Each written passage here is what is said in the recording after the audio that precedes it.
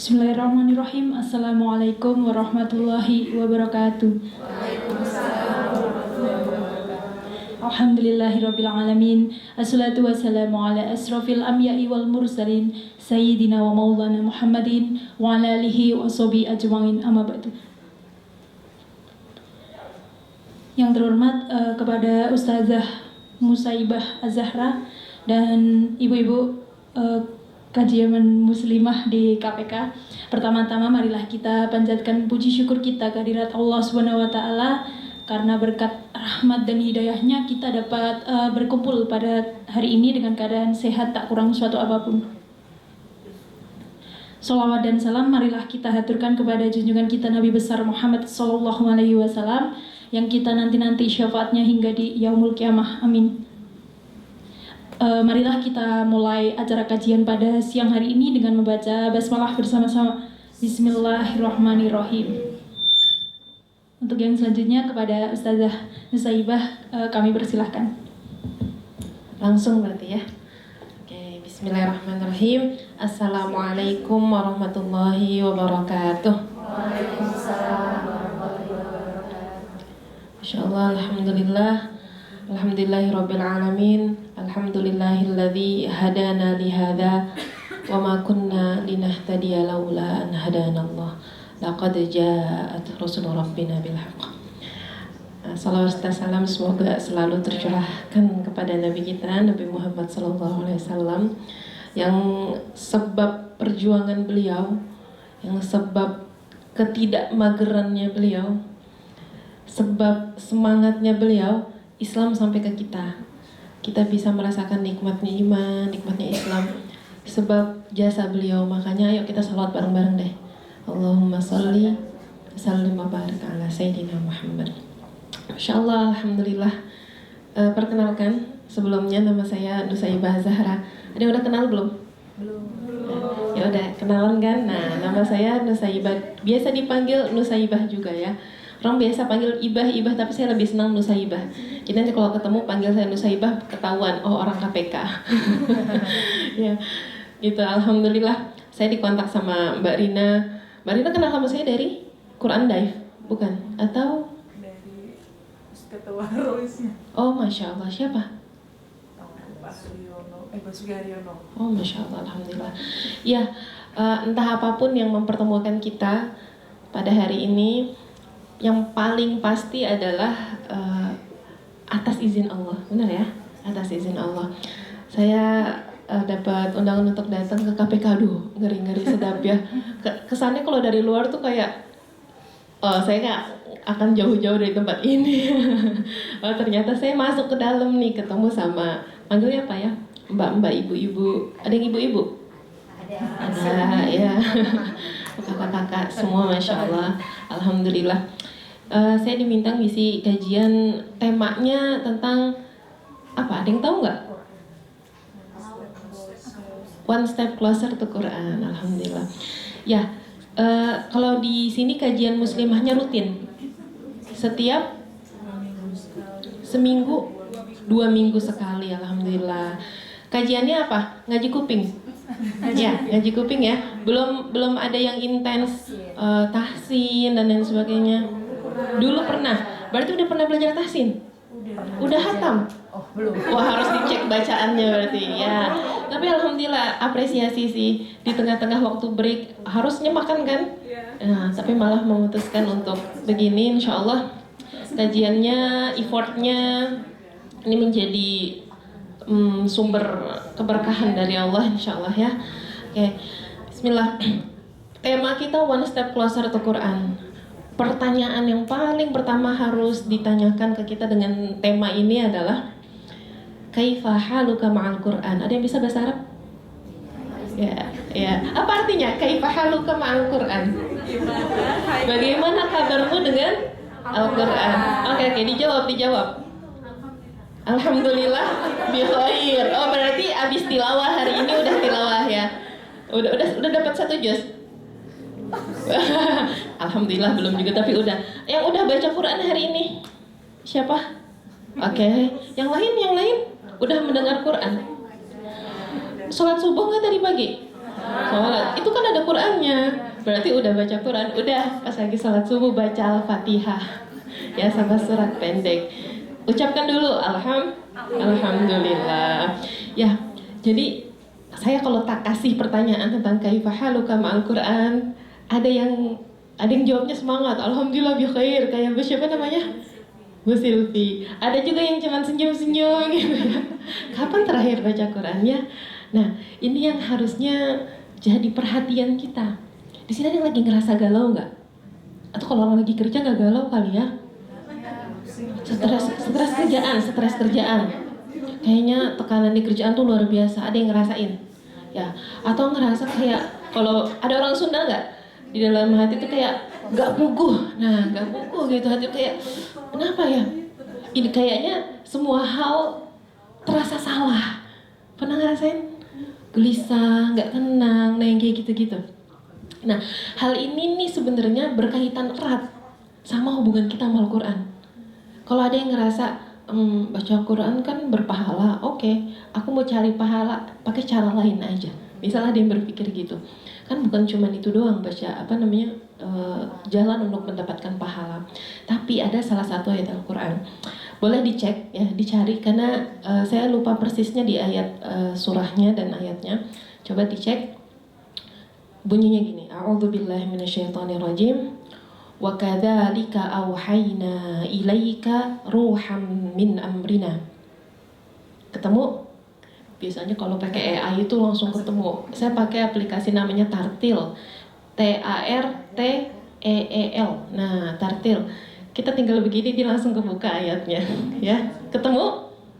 Apa surat apa, Mbak Rina? Oke, nanti dicek lagi masing-masingnya. Wakada Asyura 52. Wakadzalika auhayna ilaika, dan demikianlah auhayna ilaika, kami wahyukan kepadamu ruham min amrina, ruh dari sisi kami. Jadi setelah dicari tahu gitu ya, dibuka tafsirnya, ini tuh maksudnya apa sih? Diwahyukan ruh dari sisi kami. Yang diwahyukan tuh apa? Kalau yang diwahyukan, kita kalau dengar kata wahyu tuh apa? Al-Quran kan? Tapi kenapa Allah pilih kata ruh untuk menggantikan nama Al-Quran di dalam ayat itu? Nah, jadi ternyata ruh dengan Al-Quran itu punya satu keterkaitan yang luar biasa. Buat yang tadi sempat berpikir baca Al-Quran ya kapan-kapan aja lah kalau sempet gitu ya, ini saatnya beristighfar. Istighfar bareng-bareng dulu. Astagfirullahaladzim. Dikuatkan sama salah satu hadis dari Nabi Muhammad SAW yang berbunyi, saya bacain artinya aja langsung. Orang yang tidak ada sedikit pun di dalam hatinya satu pun dari ayat Al-Quran, maka itu seperti rumah yang roboh. Atau di hadis yang lain dikatakan seperti kuburan sepi gitu ya, angker kayak gitu. Nah, kaitannya antara ayat Al-Quran dengan hadis ini adalah wajar jika seseorang yang menjauh dari Al-Quran tidak ada rasa butuh dengan Al-Quran, dia ruhnya goncang. Tiap kita ada ruhnya. Yang bikin kita hidup apa? Jasad yang ada ruhnya. Kalau misalkan jasad kita tanpa ruh, apa jadinya? Meninggal, ya kan? Kalau ada jasadnya, ada ruhnya, tapi ruhnya nggak tercharger, itu jadinya kayak zombie, bu ibu sekalian. Zombie, bangun tidur, melek, kamar mandi, kerja lagi habis ini, gitu ya. Berangkat kerja, sarapan, berangkat kerja dari jam berapa? 8 sampai? 5. Jam 8 sampai jam 5. Nungguin jam pulang, pulang sampai rumah makan, kongkow sebentar, istirahat, besok begitu lagi terus aja, kehilangan makna. Sedangkan yang membedakan orang yang hidup beneran dengan yang hidupnya kayak zombie adalah ruhnya ini. Nah, pernah ngerasain mengawali hari dengan Quran dan mengawali hari tanpa Al-Quran? Kerasa bedanya nggak? Kalau saya ngerasain banget. Kerasa banget. Kalau saya udah mulai error, udah mulai ngomel-ngomel sama anak-anak gitu ya. Tapi kayaknya kalau ngomel sama anak itu ini ya hal yang biasa ibu-ibu lah kayak gitu. Cuman kayaknya ngomelnya emosinya nggak tertahankan gitu. Atau kayaknya bawaannya udah mulai nggak enak, nggak jelas. Saya pernah ingetin ke suami saya, kalau kamu ngelihat aku udah mulai error, kamu ngelihat aku udah mulai nggak jelas, coba tanyain satu hal aja, karena itu pasti jawabannya belum. Udah ngaji belum? Jawabannya belum. Jadi kalau dia udah ngelihat aku uring-uringan, ditanyanya itu, udah ngaji belum? Atau ngaji dulu sana.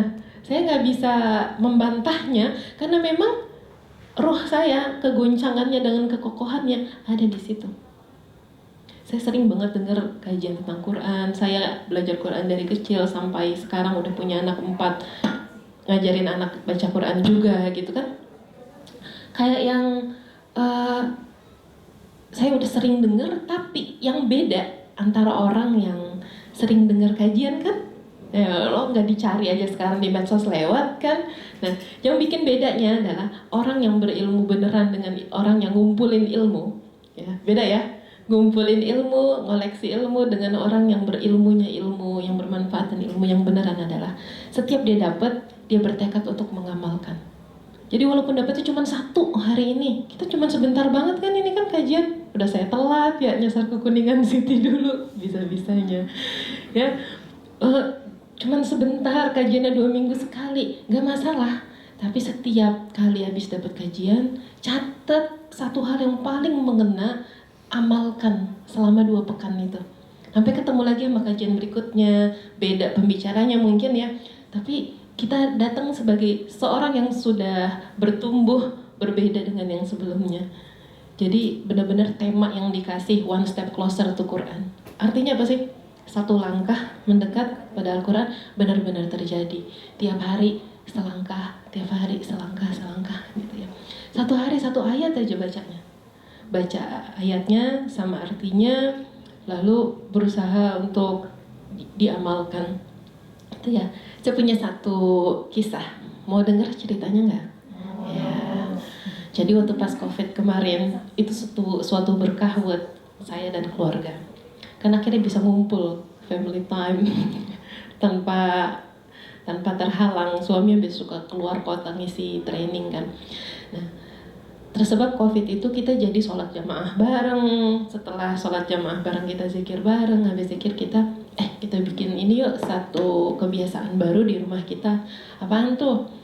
Baca ayat Quran 1 ayat aja tiap hari, baca bareng-bareng sama anak-anak yang kecil-kecil. Walaupun mereka nyimaknya sambil ngantuk-ngantuk gitu ya, atau nyimaknya sambil mainan, tapi mereka dilibatkan gitu.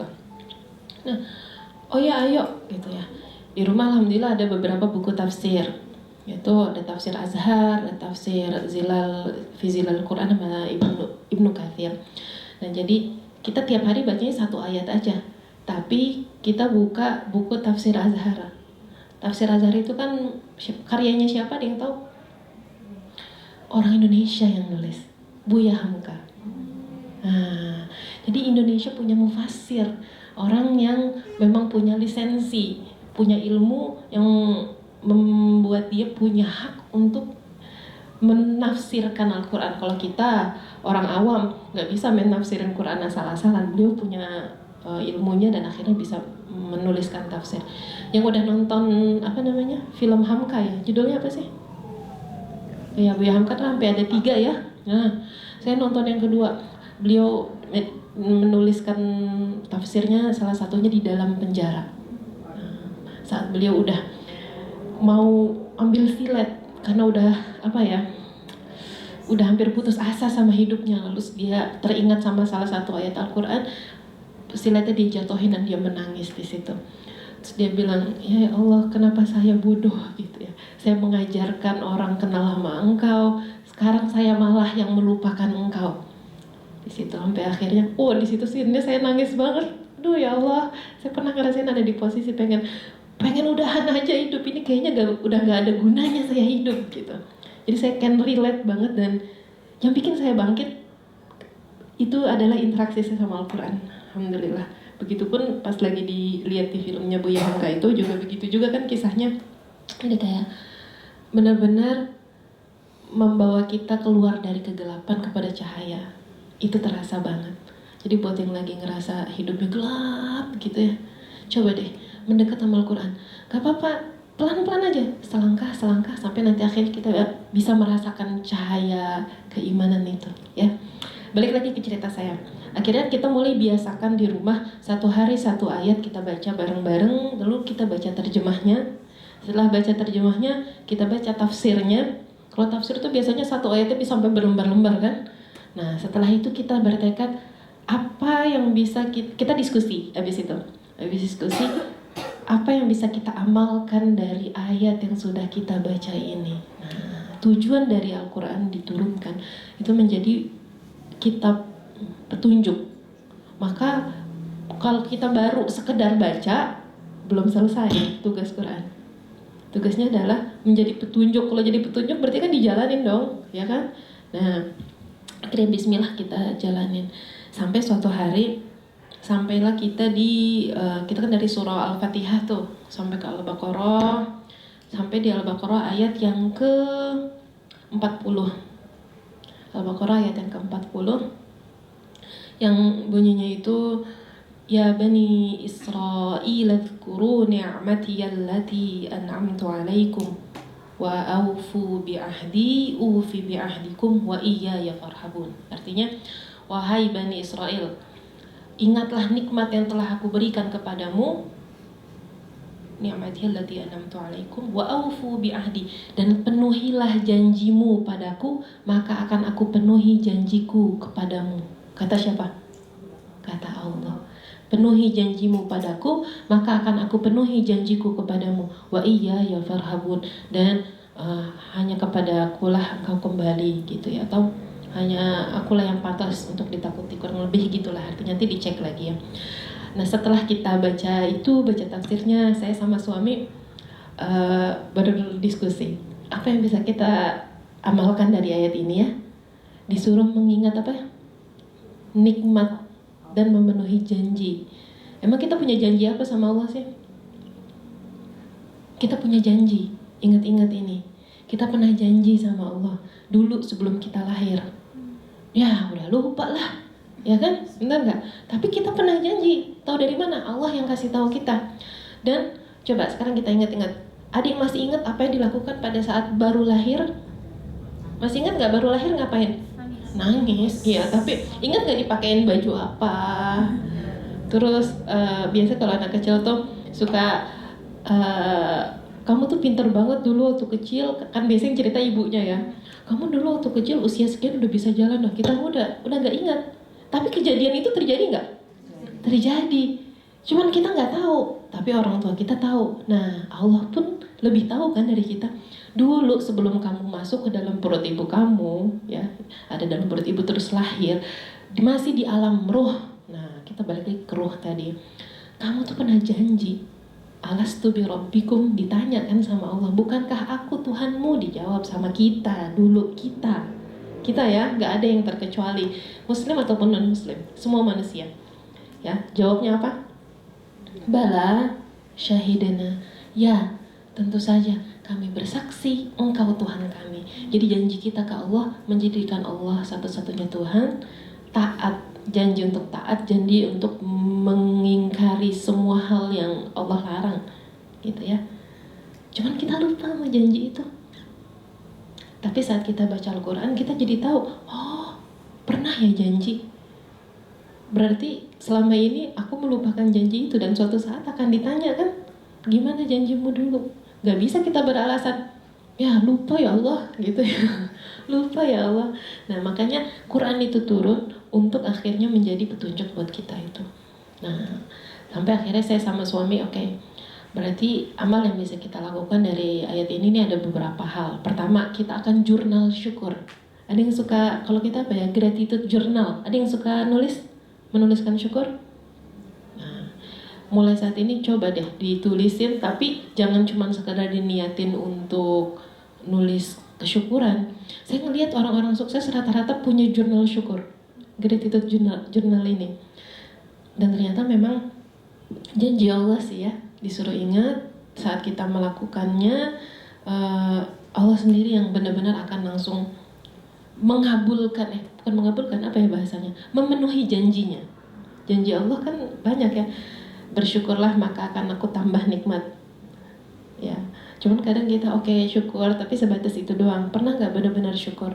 Nah itu akhirnya saya sama suami punya jurnal syukur di HP aja, ada alarmnya. Setiap kali alarmnya bunyi kita tulis 3 syukur.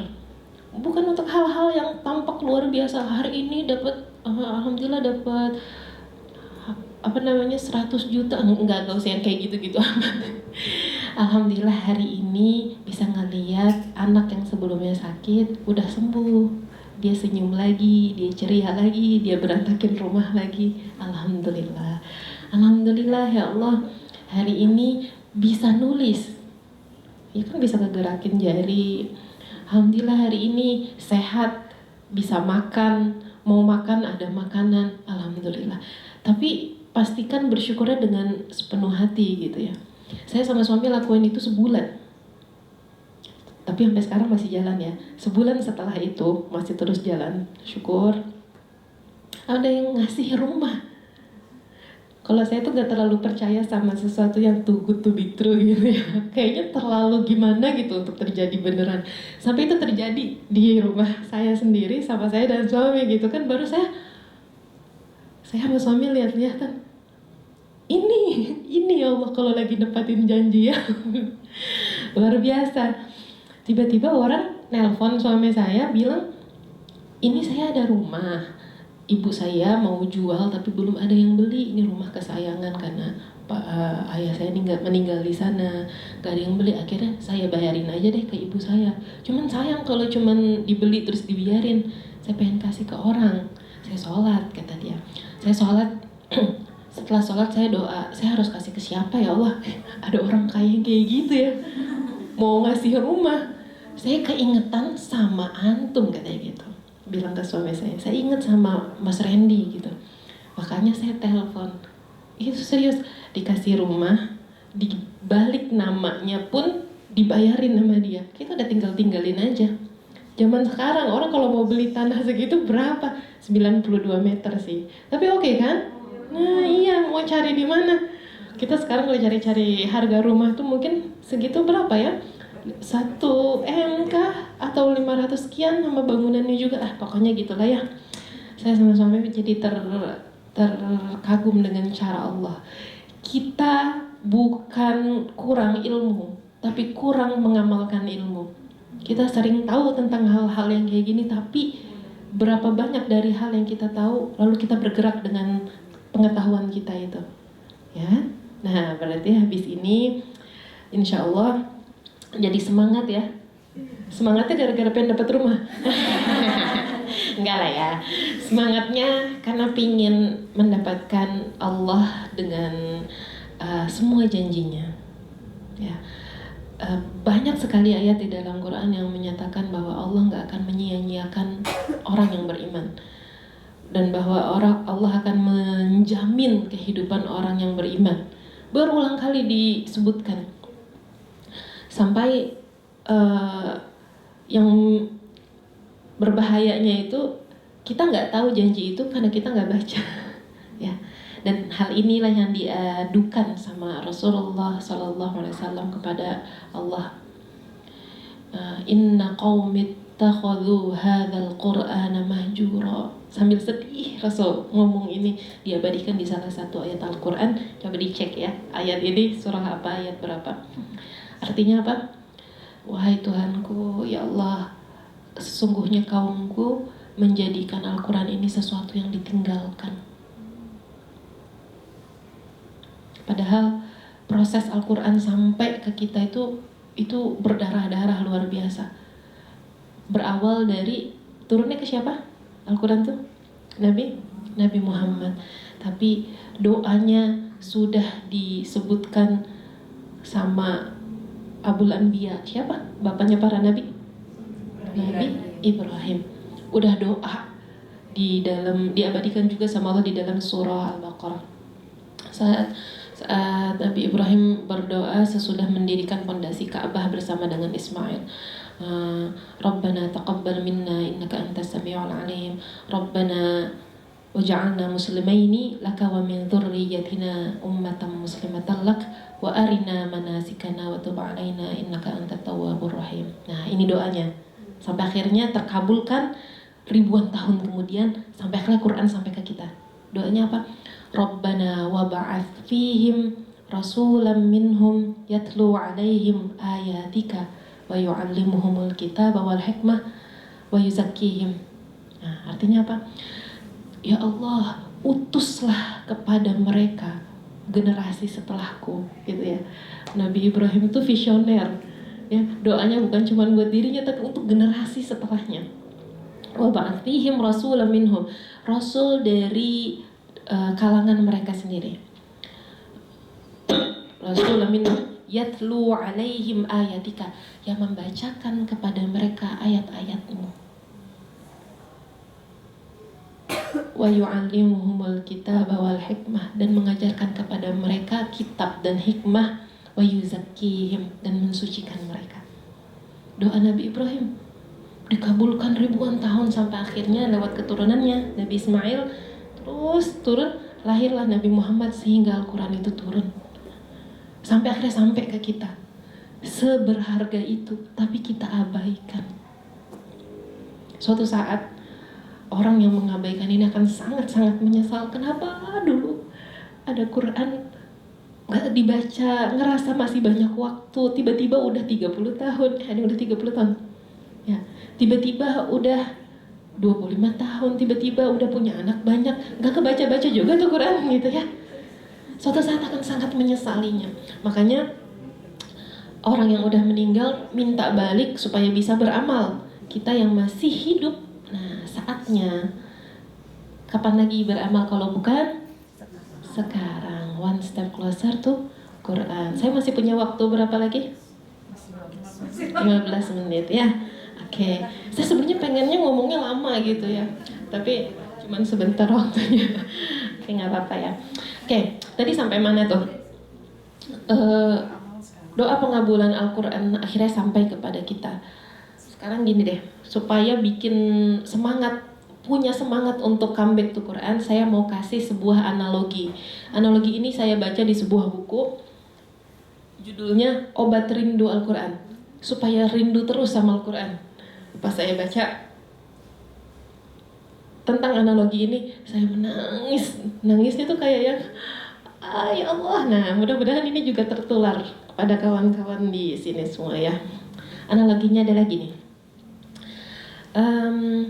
Ada 3 orang musafir yang tersesat di malam yang gelap di sebuah padang pasir yang luas. Padang pasir gelap, gak ada lampu ya. 3 orang musafir tersesat. Mereka mencari arah kemana-mana, yang ketemu padang pasir lagi, pokoknya gak melihat apapun. Mereka benar-benar kehilangan arah, luar biasa. Sampai mereka melihat ada meteor jatuh.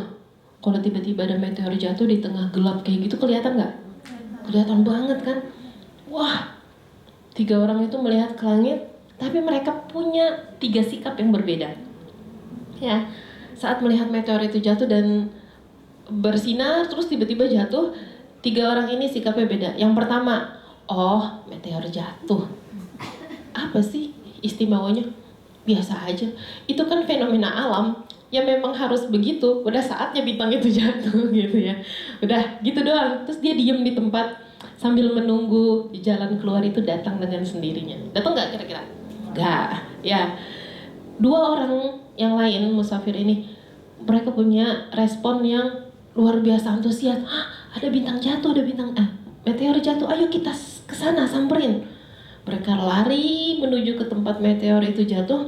Mereka ngelihat pecahan-pecahan yang bercahaya ya. Terus orang yang pertama yang lari ke arah meteor itu ngambil meteor itu ya,